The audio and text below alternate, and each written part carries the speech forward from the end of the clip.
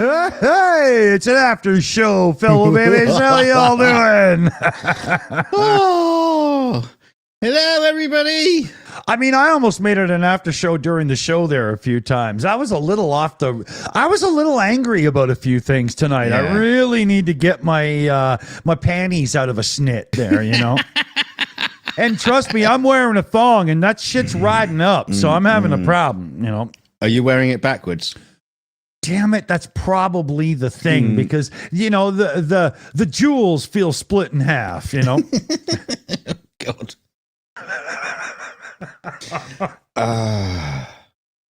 Yeah, I'd have trouble with that on with me because that wire around the back of the knickknacks would have to cut through one of my three balls. I'm not too sure which one.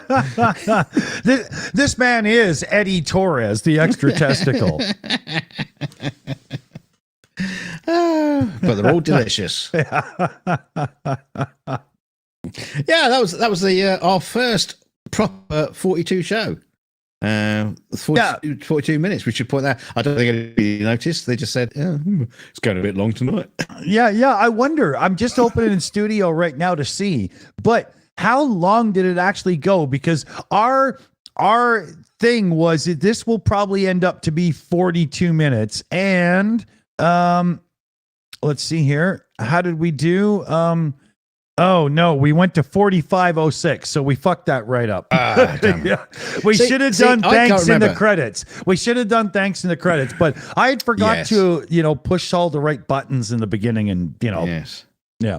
See, because I remember when we first came up with the idea of this, and it's going to be the 42 show, and it's going to be 42 minutes long, and then for some reason you said, "Oh, it'll be 32 minutes." Actually, no, it's not.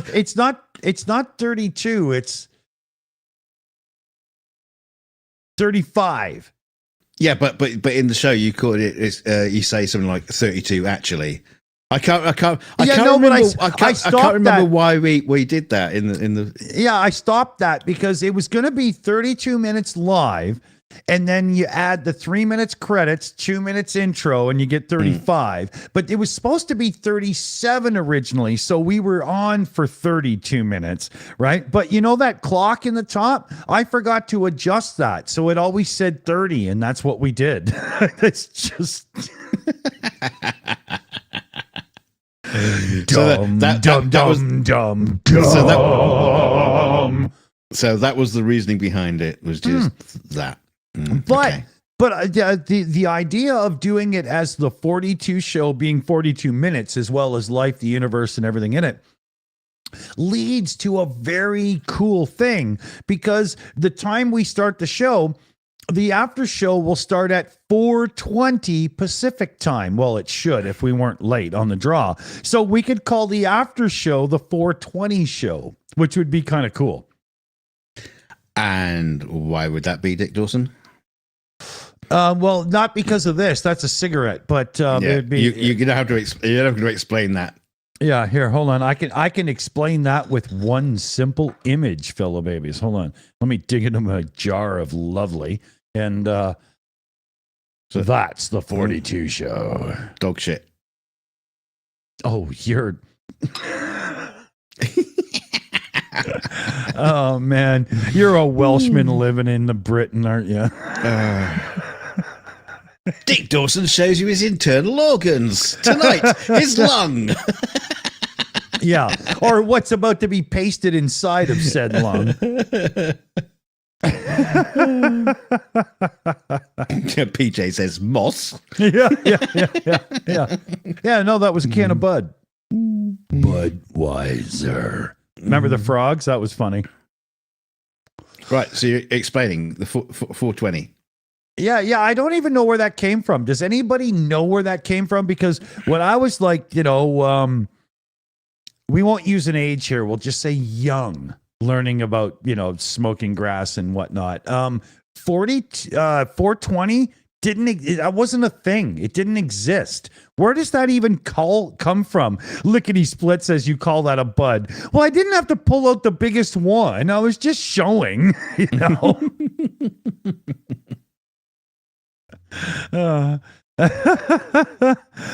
No, tonight isn't Northern Lights. This one is what the fuck is it called? I transferred it into this jar, so I don't have the label. It has this thing. You're supposed to dry erase, right, like the strain and the date and stuff on this little label thing. But if you do that with a dry erase marker, every time you pick it up, you get black crap on your hands. It's the dumbest idea I've ever heard in my life. I don't write it on there. It's stupid. Yeah. But it's really nice. It was, I don't know, $58 for the half ounce. Something like that. I don't know. Can't remember. I have to look at the bill. I don't know. Is that good? Well, we get it pretty cheap here compared to what some people pay. Oh, yeah. You know, like I remember a time when I was like 14, 15 years old, and an ounce of like really good hash or weed or whatever would cost you a good $200 in Southern Ontario. And nowadays I can buy an ounce of really good grass at my local store and it'll cost me about $112 tops. We got a member message in from Aussie T. He says, "Hi family, heart, and quite frankly, most of the people in the chat are his fucking family." Yeah. Bought and paid for. Yeah.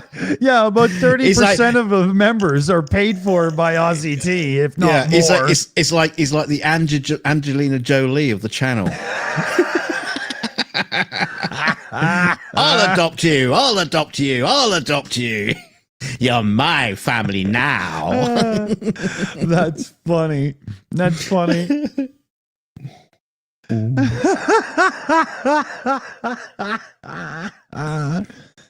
Skits, get on Gilded, you dumbass. Check for the, go to the links room. There was the thing I wanted. Hold on a second here. I gotta find my little notes thing because I actually made notes of a couple things I wanted to bring up. Yeah. Yeah. We didn't get to bring it up today, but Discovery and Sony, you know how they're doing that thing where they're screwing everybody over on purchases. There was a number finally released. Let me just bring this up here because I did have it in the background. Yeah, here we go. Discovery Network and PlayStation had a deal where you could buy seasons of shows like Mythbusters and so on. Well, 1,318 seasons worth of Discovery shows are now being removed from your library if you bought them through the Sony PlayStation Video Store. Once again, proving why I always say don't give these assholes your money because they sold you the video, but they're taking it away from you anyway. Pirate it. Go to a torrent site. Vote with your dollars that this is not acceptable. Don't let these people screw you over. Don't do it. And they're going to drive by your house with a massive magnet just to make sure they're going to wipe your VHS copies as well. Yeah, exactly, right? But it's so bad. How can you say to somebody, we are selling you a copy of this movie. It is now yours. 6 years later, oh, sorry, we're taking that back.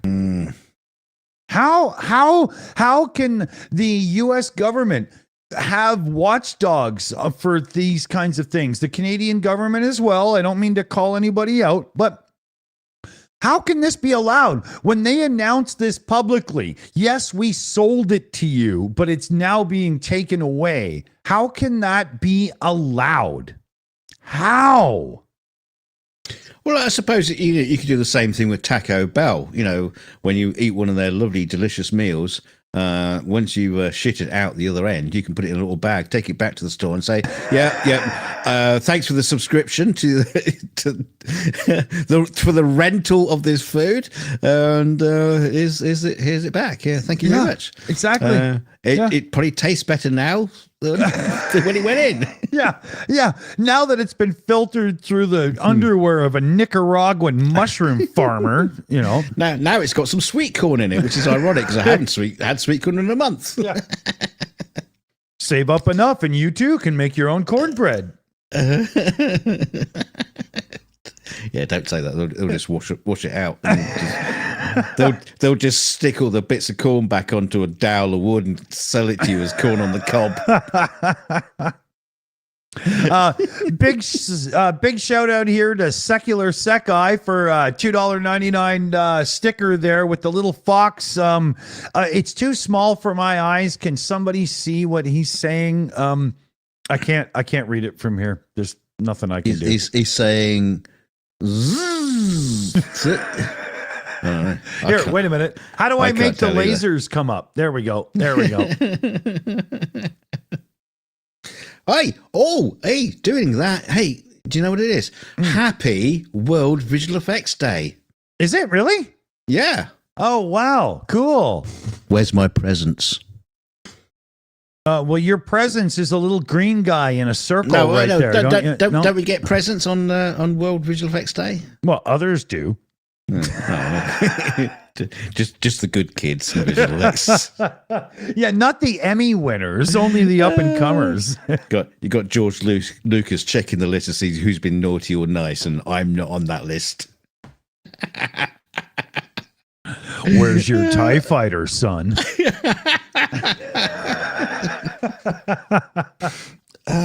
Yeah, World Visual Effects Day. I have no fucking clue what that's supposed to be about, but there was a live stream today that went on for I think they're still going now. They're having an after party, but all day about World Visual Effects Day. So yeah. Wow. In my view of the world, it should be called Harryhausen Day, but maybe that's just me. I just his movies shaped my childhood, man. The Sinbad and the awful bird in the beginning of the what was that one?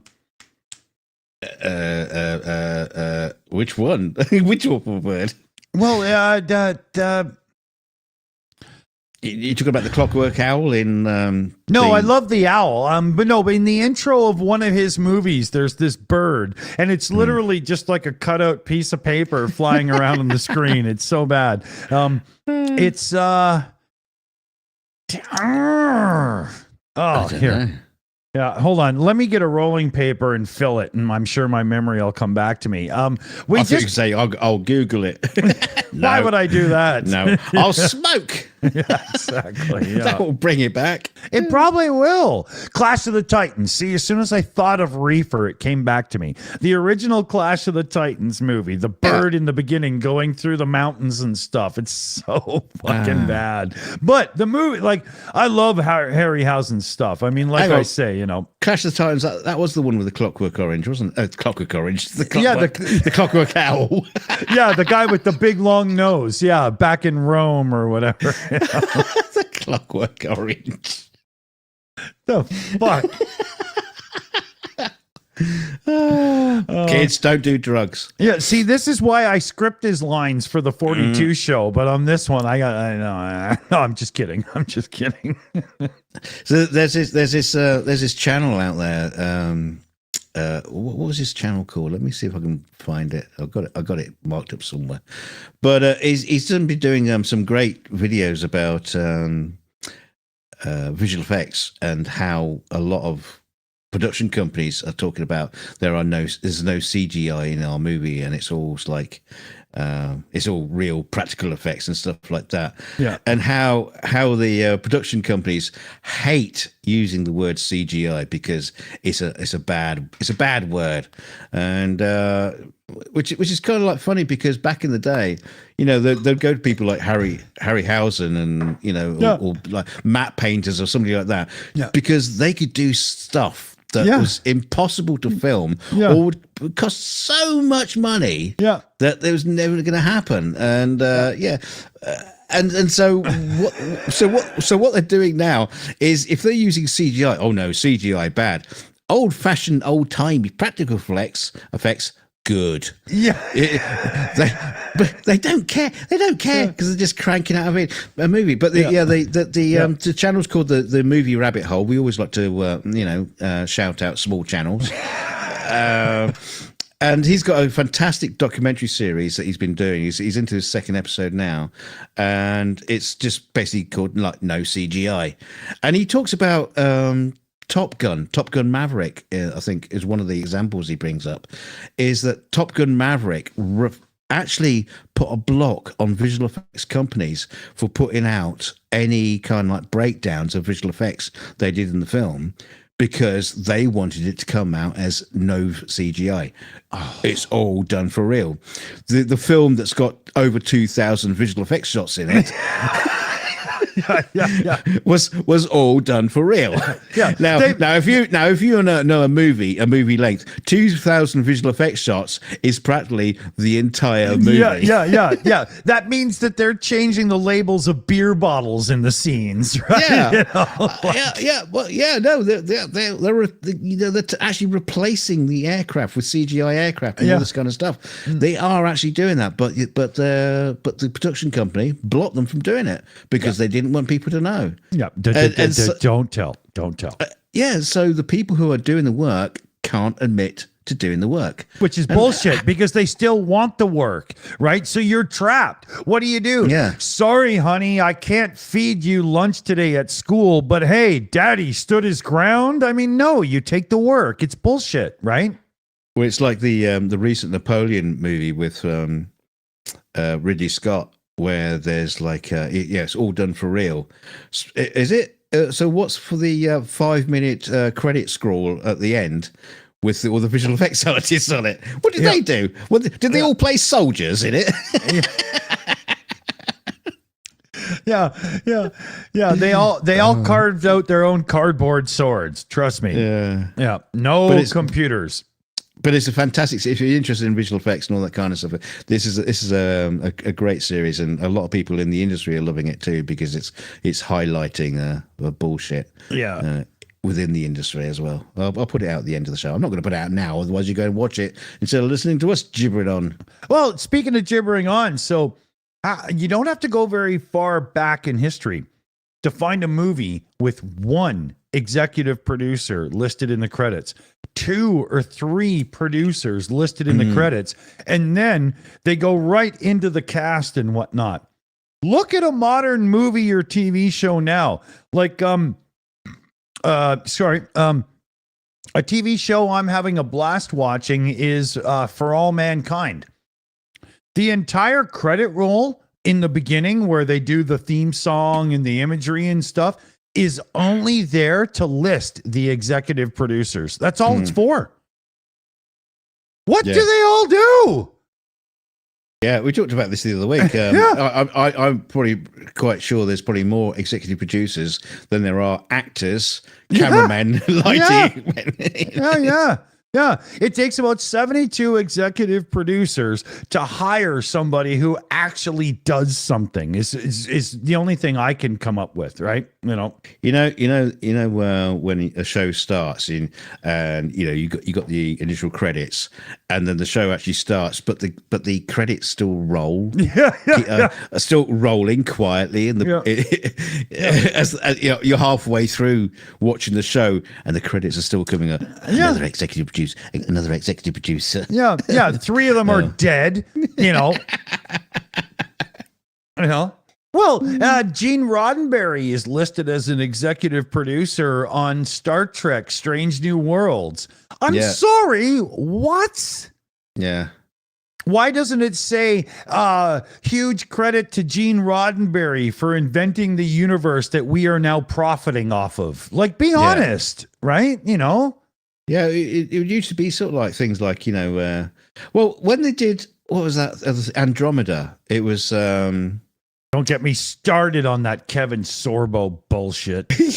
Yeah, but it was Majel Barrett who produced the show, or executive produced the show, should I say. I don't think she produced it, executive produced it. Yeah. But it was, I think in the credits, as far as it goes, it just comes up with, says something like from an original idea created by Gene Roddenberry. Yeah. That's all it says. Yeah. And they did that simply because it would get into the news and plead with people to watch a really low budget TV show with terrible acting. Funny thing is, it's a really bad series. If Star Trek didn't have the right team behind it, that's exactly what we would have got. Yes. Oh, yes. Yeah. Very much. There was something very special with Star Trek, the original series, and how the planets aligned and the right people came together to make that show. And it was the same we said about Star Wars as well. It just so happened that the right team got together. Oh, and those shows were great. Star Wars specifically is a huge way of looking at one of those moments where it all clicks at the right time. Like, had Star Wars been made 2 years before, Dykstra and co probably couldn't have made the shit they made to get those new stylish shots for the space stuff and whatnot. It was literally down to the wire with that one. They were right at the edge, right? That was... Yeah, they'd probably be dragging Ray Harryhausen out of retirement. Yeah. To do it, do it with paper cutouts on sheets of glass. Like, what's his name? Tipton, I think it is. The Phil Tippett. Yeah, Tippett, right? They got to a point where they were like, you know what, Tippett, you were going to do all the monsters in this movie, but you're not anymore. Like, we're not going that way. We're going digital. But then all the monsters sucked in digital until they brought Phil in, because he had analyzed motion and whatnot to a point in his life where he was able to direct the motion capture people to finally do it properly. Right. So he didn't lose his gig. His skills transferred. Yeah, he came up with some fantastic techniques. Yes, like one of them was like go motion. Yeah. One of the problems with stop motion is because you are literally moving between camera takes. So what they did was you create the puppet and you animate the puppet as you would a stop motion thing. Yeah, and then they use actuators to move the puppet into the position while the camera camera shutters are open. Yeah, you get the motion blur. Yeah, exactly. And therefore, it's called go motion, and it was staggering. Yeah, without him, such a huge leap. Right, and that to me singles him out amongst a lot of people in the industry, because his skills were far more than just, oh, look at the pretty thing animate. He knew why to animate, and that's why he stayed at the high level, right? Yeah. They did a great thing.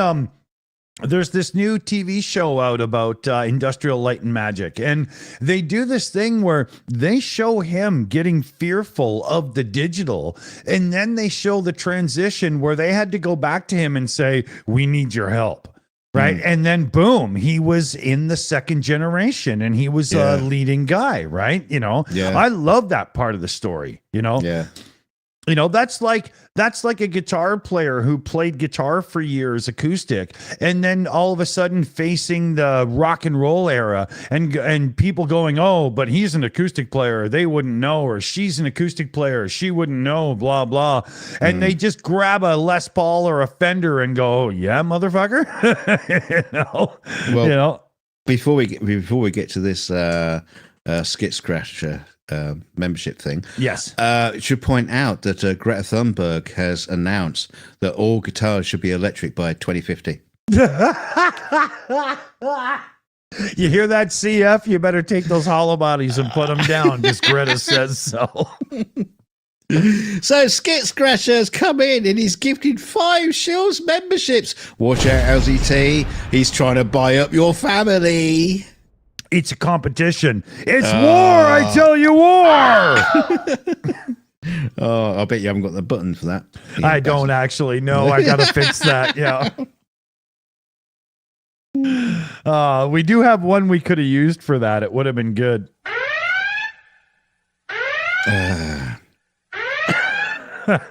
When does that stop? Okay, there we are. I was like, oh my God, what's the programming on that? I haven't used it in a while.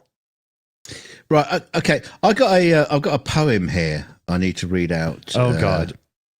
Yeah. No. I've got this little poem I need to read out to you, you people in the chat, and I want to see who will be the first in the chat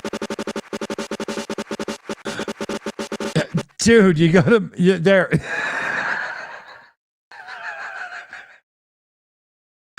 What can I say, everybody? He's a professional. Like, just I reboot the end game. I think it doesn't. I think it doesn't like punk too much. oh my god.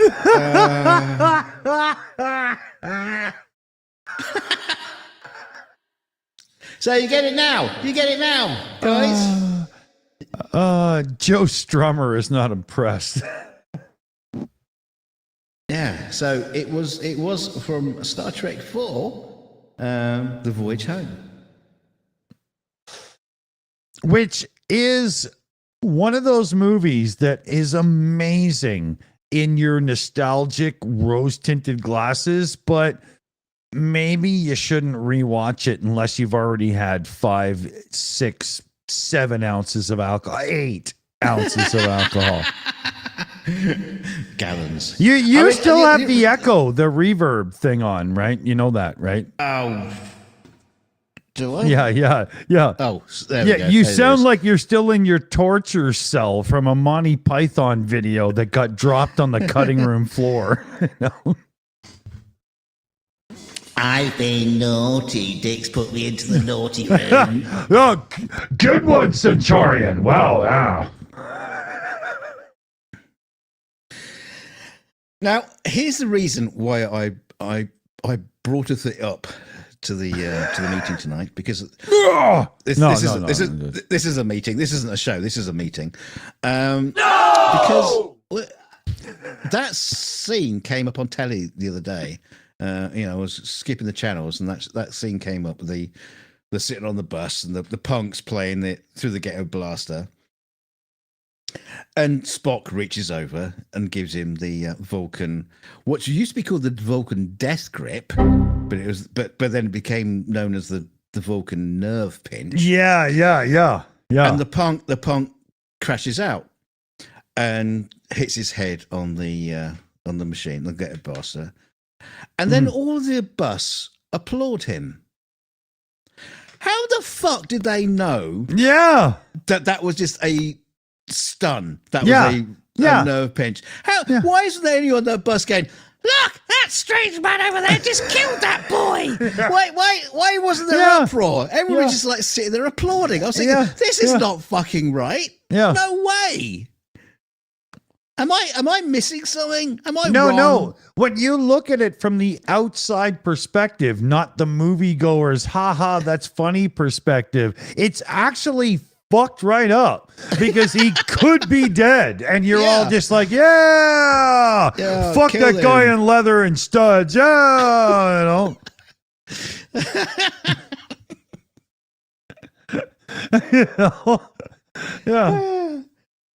I was just thinking about it, saying, how did the writers think? What were you thinking? Yeah. Is everybody on the bus a Star Trek fan? What? Yeah, they were all paid by Shatner to play along. Anyway, there you go. I just thought I'd bring it up. That's all I brought to the table tonight with my notes. So it's all up to you now, Dick. Cybertruck. We could talk about the Cybertruck. The Cybertruck. All right. Dick Dawson clears throat. Yeah, exactly. But there are a couple things to unpack with the Tesla Cybertruck, right? Like, number one, why do we need vehicles that can do 0 to 60 in 2.6 seconds, a speed that your average human being, especially in North America, with the unbelievably crappy levels of driver training we have, cannot handle, right? No, your average idiot that has $100,000 to spend on a 3-ton vehicle, right, should not have the ability to do 0 to 60 in 2.6 seconds.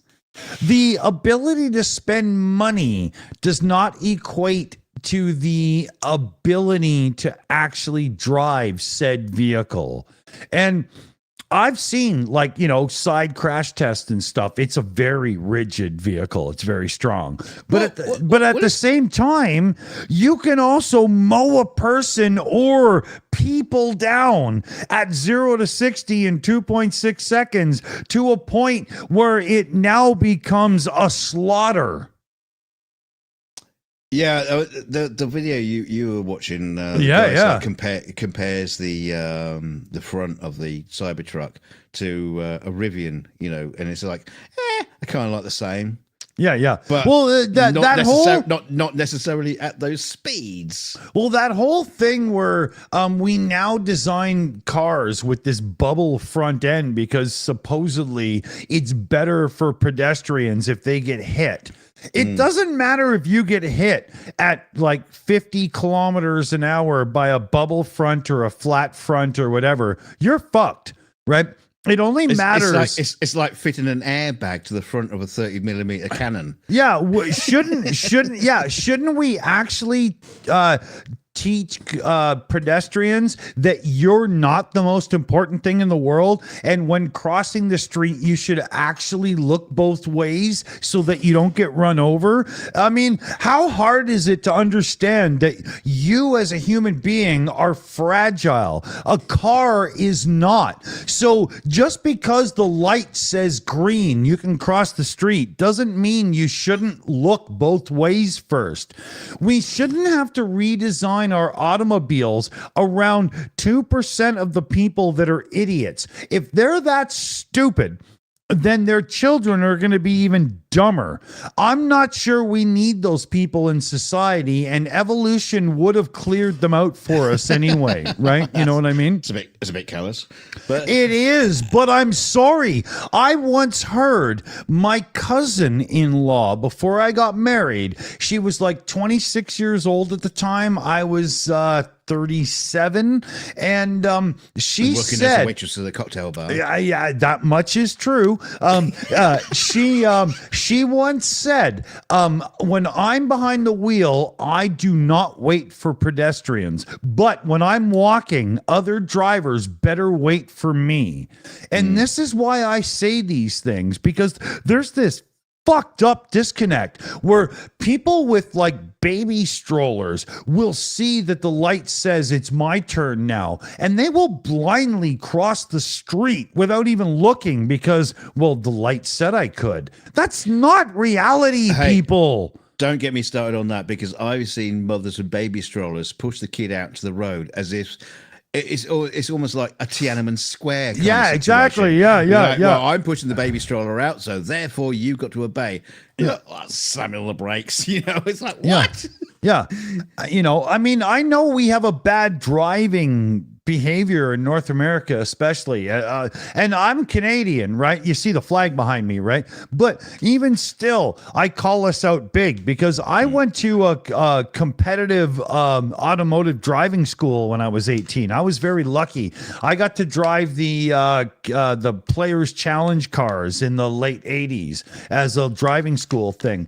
And what I learned about driving a car didn't apply to getting my license. It was just, can you parallel park? Do you know the rules of the road? It wasn't, here, what if you're doing 50 miles an hour and you get thrown into a skid on black ice and stuff? Can you control the car? No, I'm just a passenger until I die or survive. I mean, I do believe that our training in North America to be driving a huge, like 2.5 ton, whatever vehicle down the road at 100 kilometers, 120 kilometers an hour, let's say 70 mile an hour in the States or whatever. Most people have no respect of what that truly enables, and they're riding people's asses and they're honking horns as if, oh my God, I'm sitting in my plush new vehicle and I have to wait at one more light before I get home, like it's a big deal, and I have to get angry and stuff. I'm just sick of it. The driving standard in North America is terrible. All right, Howard Stern, can I have Dick Dawson back in the room? Yeah. I know that was a big rant and stuff, right? But I mean, seriously, like, how can you be behind the wheel of an automobile in winter and be so impatient that you have to risk the life of somebody who's crossing the street on foot? Relax, people, right? I'll relax too now, but yeah, fuck, I do remember it's like days when we were getting like the soft body bumpers and front panels that would give way to pedestrians. It was a crush system to the front of the cars that you would actually attempt to protect them. So that's gone out the window pretty quick. Oh yeah. Don't care anymore. Yeah. Like, no. bullhorns on the front. Yeah. Where's Boss Hog? Give me some horns. I'm gonna nail me a bison head to my car. Yeah, I fought that one. You remember me? And he liked it. So yeah, Cybertruck. Yeah. It's an incredible machine, isn't it? It's got a lot of all things said. I'm very impressed with how they move forward with a drive-by-wire system that's been seen in racing cars and other things for years. And I do believe that they have a little bit to go. Like Camisa was concerned that the tight turn in the parking lot was a bit too it kicked in too much and stuff. But that's that's minor things. It's software and stuff, right? If you see, it's quite strange. It's strange how the steering system will alter adjust depending on the speed. Yeah. But I think we should have been there years ago, because why should I have to have a car where I want to have beautiful feel on the highway when I'm doing a buck, right? But at the same time, I want to be able to actually steer the damn thing in a parking lot to park it. We should have been here years ago. I applaud Tesla for that one, big time. I'm unsure that it's really all that useful as a real pickup truck. With that slanted side and stuff and so on. It has amazing 240 volt power, so you could plug in a welder at a job site. For the boss at a job site, it's a really great truck. But they're changing the entire internal electrics to a 48 volt system. As opposed to 12. That's what I was going to get to. The change to 48 volt changes the resistance for the copper wiring inside of the vehicle to the point where instead of these fat cables, now we just need wires. Right? And cable. Yeah, it's so unbelievable. And the industry in cars, in the 50s, we went from 6 volt to 12 volt. Now, there's a lot of people in the car industry like Bosch and people that make electronic ignition and so on and whatnot. They've known that to get to 48 volt instead, with all the demands we have on electronics in a car right now, would be amazing. But the industry is slow as hell because I have to retool. Oh, that's going to cost money. That will cut into profits. Again, that will trigger my rant against the stock market and whatnot, right? But Tesla is forcing the issue on 48 volts, and I think it'll be a game changer. It's one of the big deals. Yeah, it's quite interesting. I mean, wouldn't the change from 12 to 48, say in the past past few years, that would have been all down to battery technology, which we've only really started to get a hold of, in recent years. It's not quite just a battery tech though, because we could have changed the batteries for the main of even a combustion car and gone to 48, right? Well, with all the screens and lead acid batteries. Not with lead acid, but we do have better than that in the higher end of the market nowadays, right? We have for a while. We could have. Jason Camisa, Haggerty Audio, or Haggerty Automotive. on YouTube. He does a great video talking about the benefits of Tesla forcing the industry into 48 volt. It's eye opening. It's very good. Very good. Yeah. Again, we like to shout out the smaller channels. Yeah. Because Haggerty, you notice they never shout us out. Bastards. No, well, we don't go.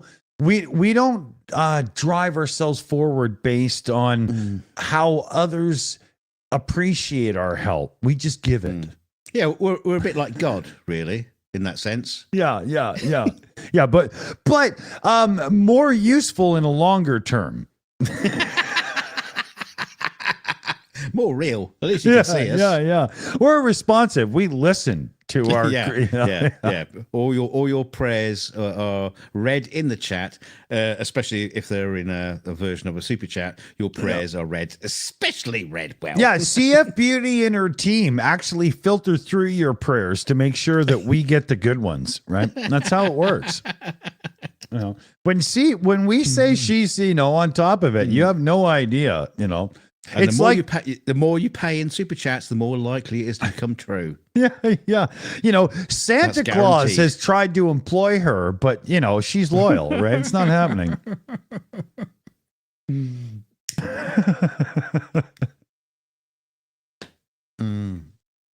So, what else is good in the Cybertruck?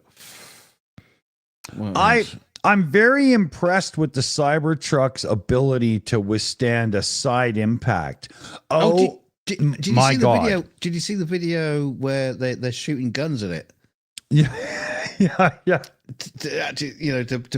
try to penetrate the.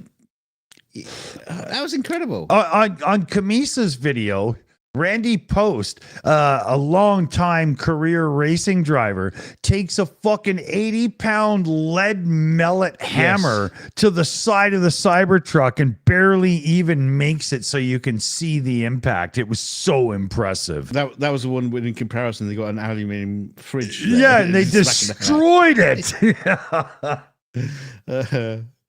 Yeah. That's so funny. But I do question the need for this bragging rights of 0 to 60 times and stuff.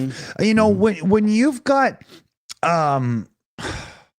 I hate to squash or whatever, but when you've got cases of elderly drivers mistaking the wrong pedal and you've got them behind the wheel of a car that can do 0 to 60 miles per hour in 2.6 seconds, not only is the back of your garage destroyed, but so are the homes of 3 of your neighbors. Yeah. Right. I mean, it's instead of tornado warnings, you'll get rogue Cybertruck warnings. Yeah. And there's no need of the average citizen that has 0 driver training in any competitive or whatever nature in having a car that can hit 60 miles per hour in 2.6 seconds. That's stupid. That's kind of been stupid. a knock-off advantage of electric cars. The electric trains is the incredible accelerations you can get off them.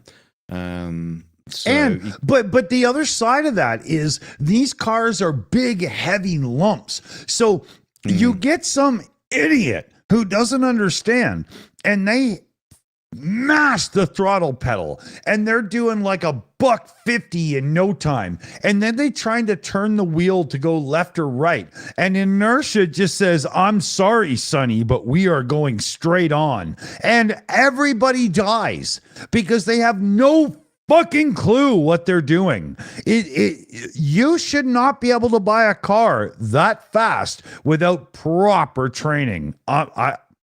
Special license. Yeah. Argue me wrong, because I'm sorry, you're not going to be able to. They don't deserve it. I'm not going to argue that point, but I will argue this one. Okay, the Cybertruck is not the car of the future.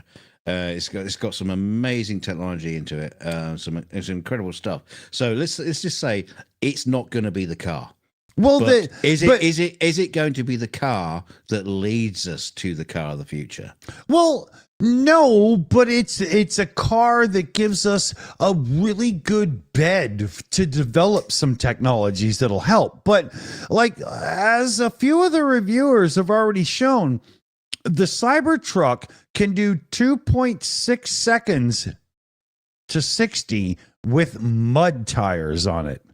Mm-hmm.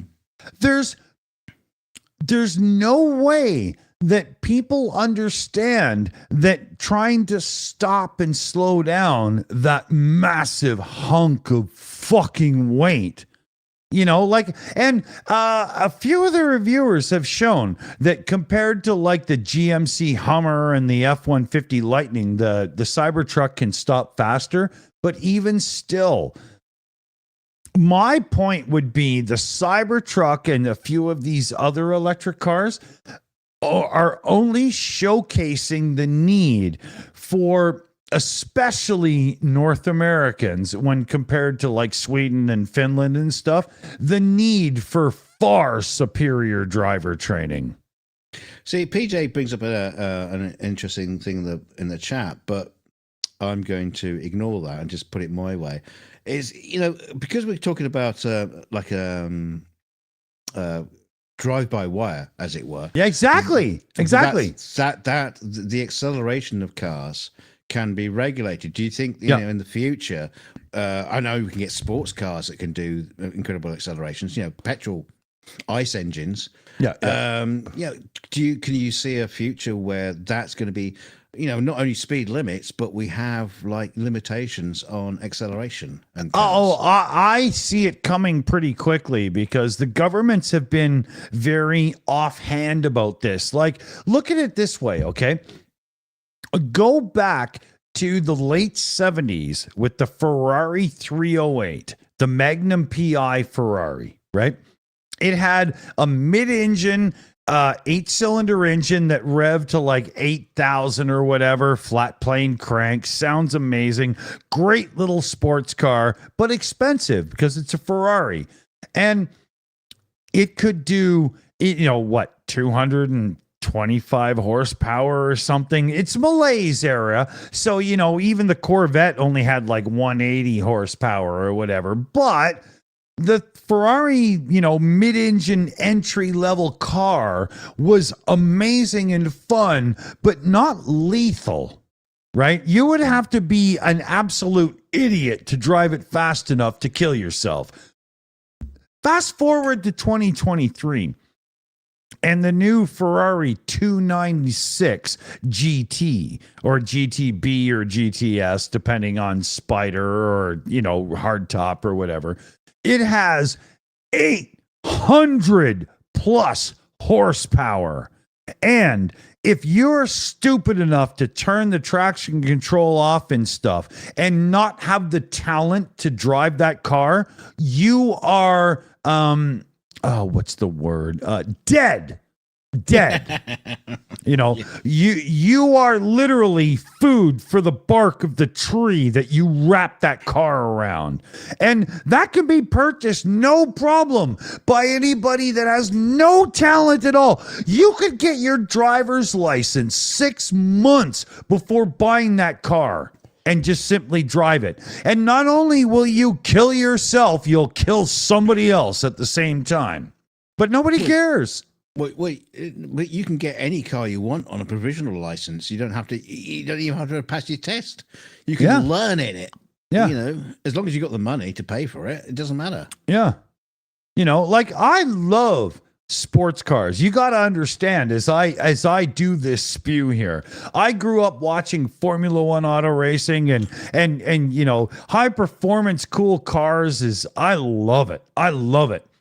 But I don't see the need for them to be able to do it on public roads. We have gotten to a scene where we have, daily driver minivans and SUVs and stuff that have 360 horsepower. Why? Doesn't make any sense to me. You know, Especially if you're just sitting on traffic. exactly. You know, if you're only going to get groceries, you don't need to get up to highway speed in 3.6 seconds and blah, blah. But automakers have no other way of differentiating themselves between others. Like, look at the modern SUV market. You can look at a Kia or a Hyundai and it looks barely different from the Jaguar or the fucking Lamborghini Urus or whatever, right? So what's the differentiation? It's performance. But why is it performance? Shouldn't it be more luxury and stuff and whatnot? You know, like every vehicle is mandated to have anti-lock brakes, stability control. So all that stuff is no longer a differentiating factor, right? Well, the powers that be, they can engineer an engine with serious performance way easier than they can, you know, improve the stitching or, you know, give you a leather interior or whatever versus plastic because, you know, shareholders and cash and stuff, right? So this is where we are. I don't think it's a healthy place to be, especially when, you know, everything in life right now is save the planet. You know, we can't be doing excess and whatnot. Well, then why do I have a 400 horsepower car that I go to get milk in? That doesn't make any sense. Well, I was going to bring that point up. Is you know, over in here in the UK, you know, we have the ultra low emission zones. Oh, that's like happening everywhere around the world, where you know you have to pay a fee because your car is a little bit smelly. Yeah, but if you've got one of these supercars, that fee, I don't care about that. I can, you know, that's just pocket money. Exactly. It's chump change. Exactly. But the government are trying to enforce these sort of things on people. But they're hitting the wrong people. Yeah. You know, they're just hitting people who are low income, Yeah. who can't afford to buy a fucking new car that fits in with their regulations that they have chosen for this year, and they'll change it next year to another level. You have to buy a new car. All again. the people 30 years ago that were the core of the small communities in London and stuff are now priced out because they can't buy a new car. Yeah. You know, it doesn't. Yeah, it doesn't help anyone. It's so stupid. Like, I remember when I first heard that London had a congestion charge. And we're not talking about snotty noses. Yeah. And I was like, okay, so traffic congestion or pollution? Okay, it's based on congestion. So we have too many cars. So we're going to price out people that are like, you know, being jerks with their cars. So who do we pick on? Well, we got people with Ferraris, but they all own businesses and stuff, and they'll hate us if we do that. I know, it's the old cars. Yep, let's fuck them over. It's ridiculous. You know, and what do they do to give us an alternative? They give us public transit where you have to wear rubber boots in order to swim through the fucking slosh of puke on a Friday that goes back and forth on the train as it slows down and speeds up. It's, you know, nobody wants that. Well, the funny thing is the ultra low emission zones brought into London, the expansion of it, you know, into like rural areas is like, why? This has come from the mayor of London, but the people who have been, you know, it's like, you know, anti this scheme have gone down to the London Underground and found out that the air quality inside London, inside his fucking district, the air quality inside the London Underground is close to deadly. Are they doing anything about that? No. No. They're just telling. They're just charging people in for, you know, for coming in with a slightly smelly car into London. And you know, I can sort of like understand it in the, you know, the centre of London. And again with the congestion charge, I can sort of understand it. It did actually work. It did cut down the number of cars. But then you expand it out to, like, you know, rural areas. It's like, fucking hell, why? But even within the city of London, it should never have applied to people that were pushing the economy forward.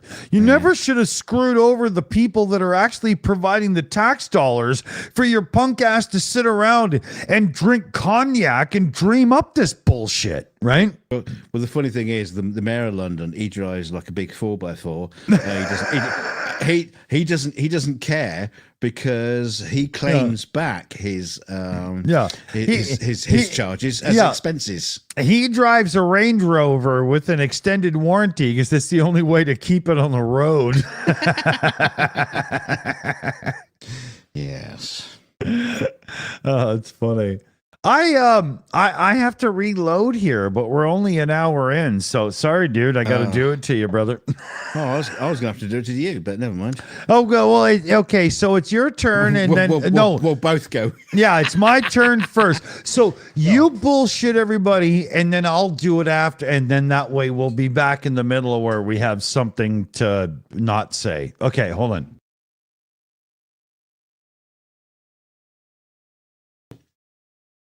Oh, excuse me, I was stopping my drink.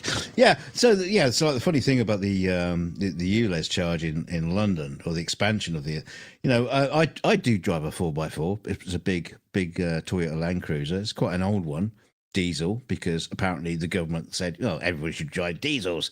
They changed their mind on that recently, and so I drive this big 4x4 because I'm pulling around my wife's wheelchair in the back of it. It's a good car for that, and also had the family, had kids, so that 10 years ago when I bought it. It was a great car, perfect for that. But now they bring these charges. It's going to be £12.50 just to take the fucking thing out onto the road. I can swap it out for the newer version of the Land Cruiser if I don't mind spending £60,000 or £70,000 to do it. You can't buy an older one because the older ones won't comply, and you just get stuck in this kind of, what am I supposed to do here? Just buy any old piece of shit? And what am I supposed to get? A golf cart that I can drag the family around in? No, it doesn't work. It's so unrealistic. Yeah, buy a RAV4. Come off it. Yeah, RAV4 is tiny, but I don't know. I don't know what they expect us to do. It's just. Yeah, mobility scooter. Well, that's what my wife's got. This like electric wheelchair, very very very very fancy one. But yeah, weighs a fucking ton. I have to pull it out at the back of the boot, everything. But anyway, I'm not going to go into it. But yeah, because the thing is, my wife's got a disabled badge. So she's on disabilities, but because I'm the driver of the car and the owner of the car, you don't get what's the word? Discompensation. I still have to pay the charge, even though if my wife owned the car and she was the driver, which she can't, then she would be free from the charge. But because the technicalities of it, we still have to pay it. Okay, so let me get this straight. You're disabled. We'll give you a disabled parking pass. But if you're too disabled to drive for yourself, then your driver can be charged for parking in one of those places. Is that? No, parking, disabled parking. I can. The thing is, this was funny. I can park in a disabled spot with my wife. If my wife leaves the car, then you have a parking attendant that comes around, starts banging on the window, telling you can't park here because you're not disabled. No, my wife's disabled. She's just gone in the shop. Oh no, but what? So you're telling me I have to leave because my wife, who I have delivered to this point so she can do her disability thing. I have to leave this spot now because my wife is and not if I get me. out of said vehicle and beat you to within an inch of your life, somehow it's my fault again. And now you're even more mad, right? Because come on. You know, I mean, seriously. I don't know if you cats know this, but I know this. Dunk has spent thousands of dollars on like hospital beds and stuff. Like, you know, wifey needs a lot of care and whatnot. And we love Dunk's wifey around here, you know. Yeah. Absolutely, you know.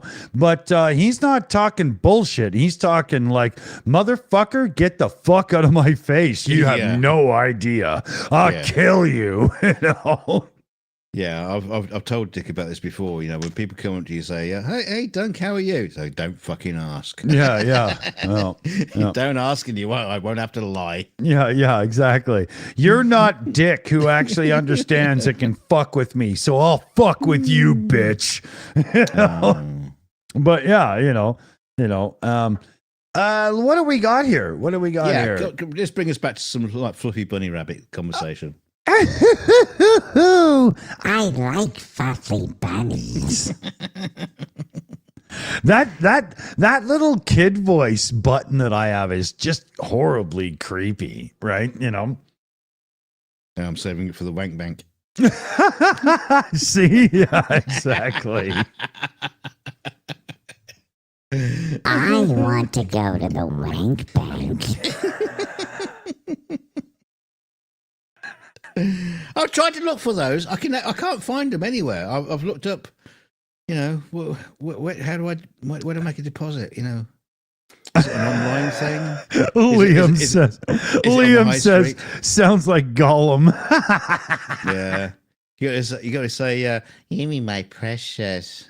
I do also change the way I speak depending on the button I hit. Like if I hit the NA button, I always go into its number is 666, right? You know, like you gotta play into it, you know, or Yippee! I really feel like I was touched today.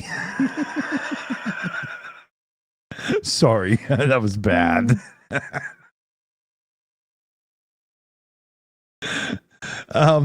Are we gonna hang out in the Discord after, or are we putting it all on the shelf right now, Mr. Spock? I have no idea. Mr. Spock, I'm scared. Yeah, I'm not sure he's so confident about the prosper part right now.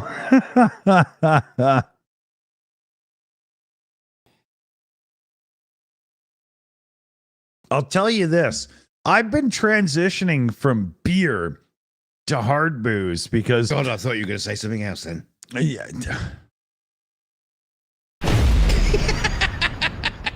And you look good for it, Dick. You look good. Yeah.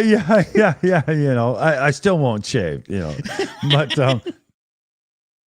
but it's the whole guts thing. I've got issues with the carbonation and whatnot. So I'm not a soda pop person. I've never been somebody to drink like Coca-Cola or anything. And as I've been trying to transition away from having too many beers, I tried some ginger ale drinks and they were okay, you know.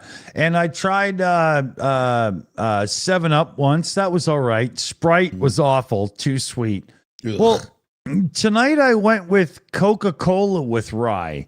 And I feel like I've already eaten an entire bag of sugar that you would use in baking or something. And I mean like a bag that you would use in a month of baking. How do you people drink this stuff? It's so sweet. I can feel it congealing on my teeth and I need to already brush them. It's... Have you heard about the lemonades that are killing people? What? Yeah, it was a story that I only just found out about it a couple of minutes before showtime, so I haven't got any story behind it. But there's some chain in America that do like it's like a sandwich shop or something. Was it no a Panera Bread? Shayna Coldwell tells me, and they were doing like lemonades that are like shoved full of caffeine. Not only these like What? it's a lemonade. So what do you expect in a lemonade? Caffeine. So they're putting such incredible amounts of caffeine in it. Not only the sugar, and what's happening is it's all you can drink as well. So you can just like fill up whenever you want, and That's fucked. there are several people who have actually died. Seriously? Yeah, there are several people who have actually died. There are lawsuits going on, and the crazy thing about it is they're still selling it. They're just putting like a thing on it saying, "Please regulate the amount you drink." Oh, because when you put that on vodka or Budweiser, it works so well. Are you fucking? Oh, Well, we'll there's several people in amongst the chat there that are moderators and crew researchers. They'll find out some information for you about it, and we'll bring it up on the next show. wow. Okay. So, have you ever wanted to make your heart pop? Little mix of alcohol and whatnot. I mean, it sounds like Jolt Cola all over again. I don't know about that, man. I'm concerned that the entire world is so pushed forward and driven by marketing that we rarely really hear realism anymore. I mean, we're getting to a point where we've got AI and stuff penetrating the scientific community and peer review and stuff, and it's all falling to shit because of lies and bullshit. I wonder if we shouldn't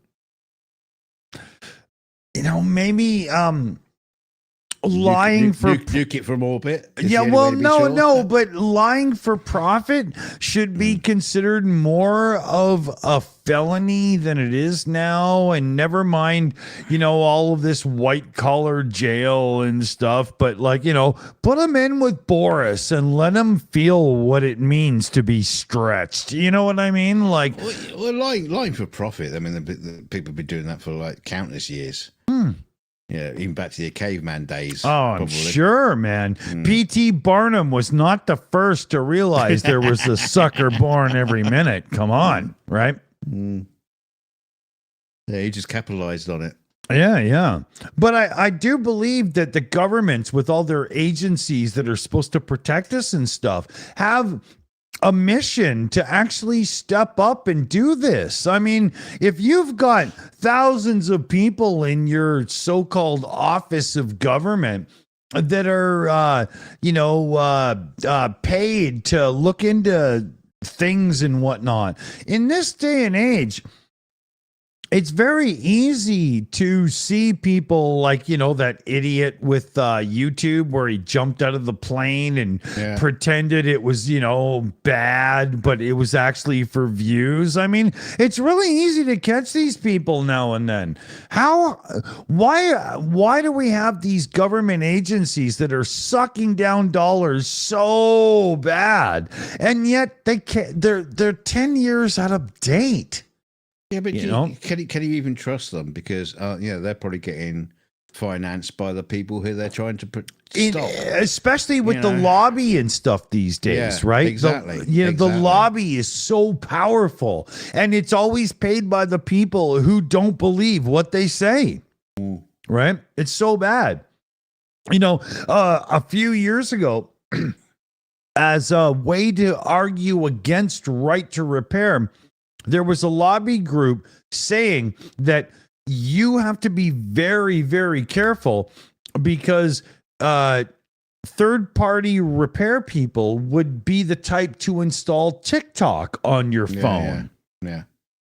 And then Samsung, one of the people who paid this lobby group the most, started installing TikTok as a default app on the phones.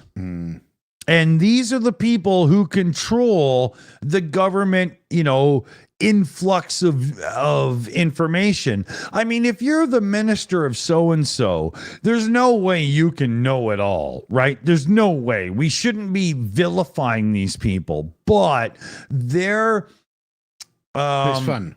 yeah, well, it is fun, but it's also important because just because you can't understand it all doesn't mean that you can't connect with people that will give you the real truth instead of lies.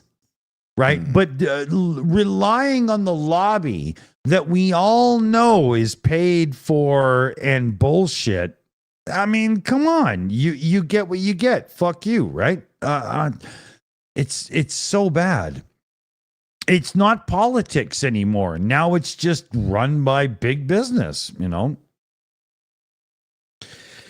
Yeah, I don't know what it is anymore. It's a bit. No. Drive me nuts. Drive me nuts. So what do we got here? We're almost at $1.20 on the timer. Why don't yeah right? I'm trying that. Yeah, I'm trying, why don't we start wrapping this up and we'll take it over to the Discord, hang out with everybody. Yeah, let's do a round table. Let's start with you, Dick Dawson. Oh, okay.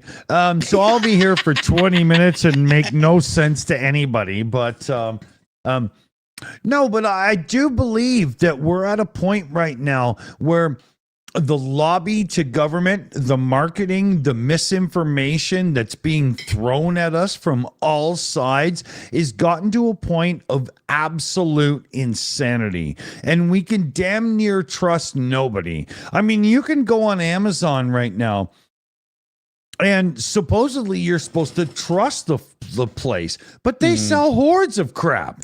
Yeah. Wish.com, 3/4 of everything that's on there should not even be sold because it's just plastic junk.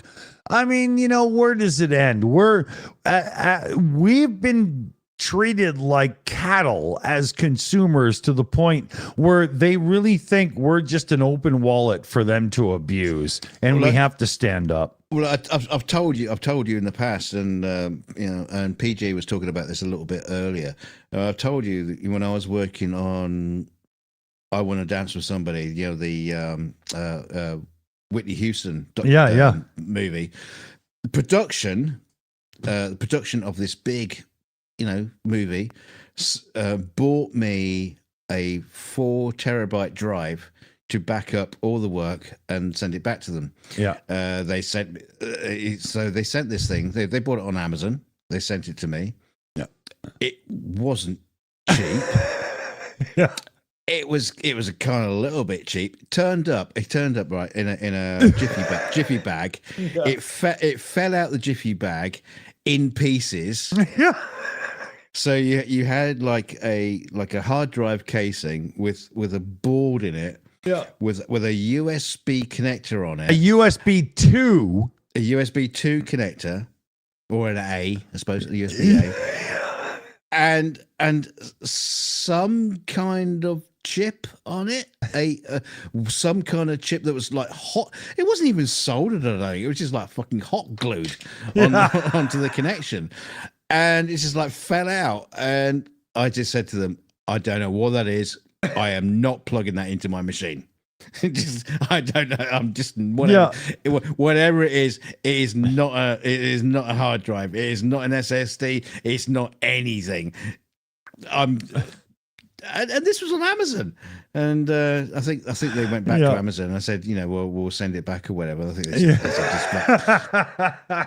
bin it. So I sent them to a link to a proper hard drive you can get on Amazon, which is probably like about $10 or $20 more. But it was real. I know it's real because I use them. I spent about $47 Canadian buying M.2 hard drive, half a terabyte, with an external case to plug into my NVIDIA Shield TV Pro, and the transfer rates on a non-Samsung or whatever branded drive are so goddamn fast that the damn thing can't keep up, right? It's amazing, But the point that I was going to get to is, and I think PJ brings it up as well, is how the fuck does Amazon morally allow this to happen?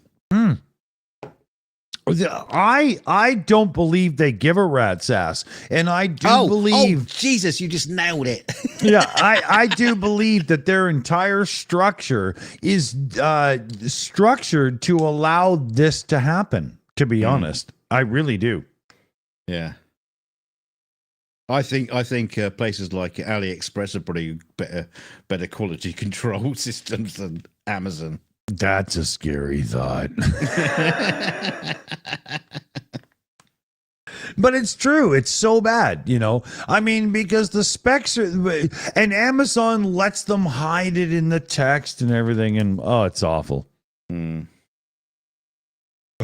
So, let's head over to Discord. Yeah, we were doing the round table. Let's get on with it. Well, it's not a round table when you're sitting across from your friend. It's fairly round. Yeah.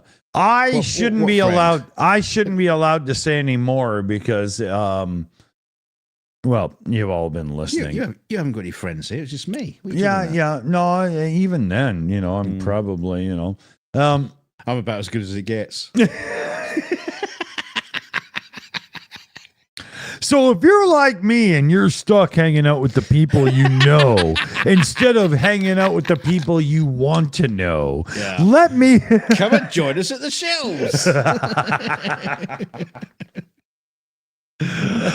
Let me tell you, fellow babies, it's all shits and giggles until somebody pisses you off. And when it happens daily, you know, go full ostrich. Stick your head in the sand. Tell you what. Tell the lovely viewers what's coming up. What's coming up? Let's see. What's today? Friday. So we got tomorrow. We've got the second in our series as Operator Starsky transitions from just being a news source from Ukraine to being a source of debunking political and social and whatnot and socioeconomic misinformation. Now, we have experience around here debunking, so expect hilarity and real informative content coming up very soon. Did I do that? Am I good? Yeah, you did it. All right. I don't know if it was good, but you did it. Yeah, I don't think it was good either. Starsky will probably do this better when he comes on the show tomorrow, but fuck them all, go fuck them, no regrets. What are we doing Sunday? We'll be back on Sunday? Sunday, we've got PubChat where we promise, we guarantee with everything we have that we will come into the show not knowing what we're going to talk about and still try to be entertaining. Is that, see? And we'll probably be the same as we leave the show as well. Yeah. Still don't know what we're talking about. Yeah, and then we're back on Tuesday. With the 42 show, the regular show. So that's right. We'll where we try to make sense, but yet again, alcohol prevails. Yeah. Remember, fellow babies, if you're sitting in your parents' basement right now and you're wondering what to do with yourself, masturbation is not the solution. What you need to do is get up, hire a hooker. Oh dear. Sorry. Did I? No, it's okay. Never mind. Yeah. And by the way, tonight's video is brought to you by your local red light district. That's right.